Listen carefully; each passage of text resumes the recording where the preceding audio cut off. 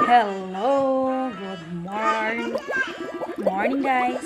Welcome back again to my channel, Izel Beauty. For today's vlog, ipapakita ko po what's inside my wallet. Last upload ko po na video ay fini-feature ko po what's inside my bag. Yun po. Ito pong wallet po ay number 1 po na inside my bag. Ngayon naman po, ang i-vlog ko ay what's inside my wallet. Ayun. But before guys, please don't forget to like and comment and subscribe my channel. Salamat po. Okay guys, simulan ko na guys kung ano ang laman ng aking wallet. My Hello Kitty wallet. Ayun. Buksan ko na guys. Una po guys, pera. May pera po ito guys, konti lang. Hindi na natin bibilangin kasi budget po ito ng ayun. Buti pa ang pera, may tao. Ang tao, walang pera. Pero okay lang yun guys, basta masaya lang tayo at kontento po tayo sa buhay natin. At yun naman po kahit yung pera natin kaunti lang. Paano naman yung madaming pera, hindi naman sila masaya. Kulang naman sila sa pagmamahal at contentment. Yun. So, ito na guys. Unahin po natin yung ID. Mga ID. Kasi po ang laman po nito ay IDs at saka mga receipts po guys. Yun. Charan! Yun. Ito po guys, yung ID ko. Yung UMID ID. Yun. Next is ito guys, yung PRC ID ko guys. Yan. Ito po guys ay pinaka-importante na ID ko guys. Ito po ay yung nakapasa po ako sa LET exam, Licensure Examination for Teachers. Guys, ayun po. Tayo po ay nakapasa last September 29, 2019 exam guys. Ayun. Ayun. Pwede na tayo mag-apply sa DepEd guys, sa gobyerno. So guys, ito pala guys, uniting lang po ako ng education. Yung course ko po talaga ay commerce. BS commerce. Tsaka ito pong education ay may units lang po ako para makapag-take po ako ng exam. At sa awa ng Diyos, pumasa naman po tayo. Take 1 lang guys. Thank you Lord. Ayun. Tsaka guys, ito guys. ID guys. Suki card. Palawan Phone Shop. Ayun. ID din tayo guys. Kasi minsan nagpapadala tayo, nagkikling tayo, at nagsasangla po tayo. Kaya may ID para pag-discount po tayo guys. Ayan po. Next is M-Lawyer card.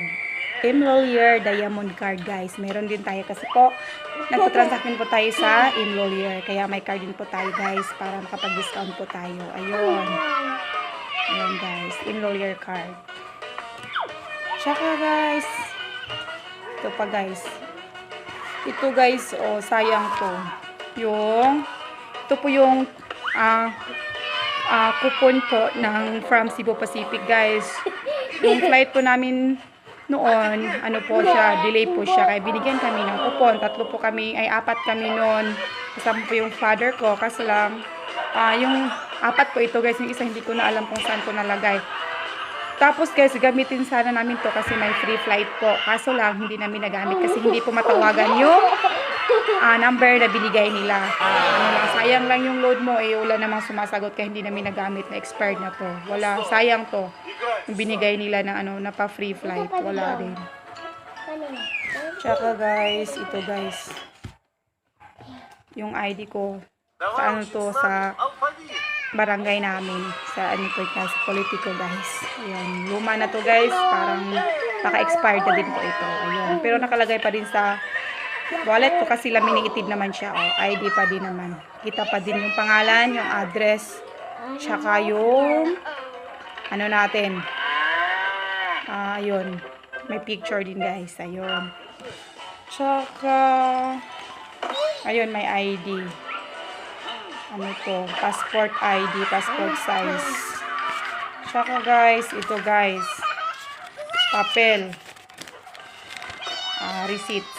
Ayun, receipts lang. Tsaka dito tayo sa kabila, guys. Ayun po. Yung PhilHealth ID ko po, guys. Ayun. May PhilHealth ID din ako. Ayun. Pwede ditong valid ID, guys. Ayun. Yung iba nag-accept naman ito as valid ID. Tsaka, guys, ito pa, guys. Yung luma kong PhilHealth ID. Tsaka ito po yung CTC ko po.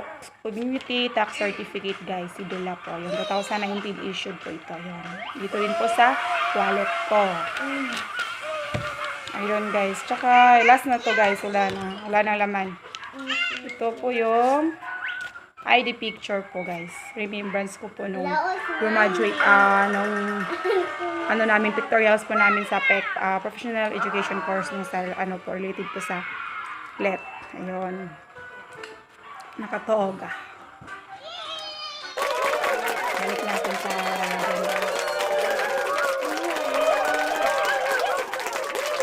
Tsaka ito pa din ID passport size. Ayun.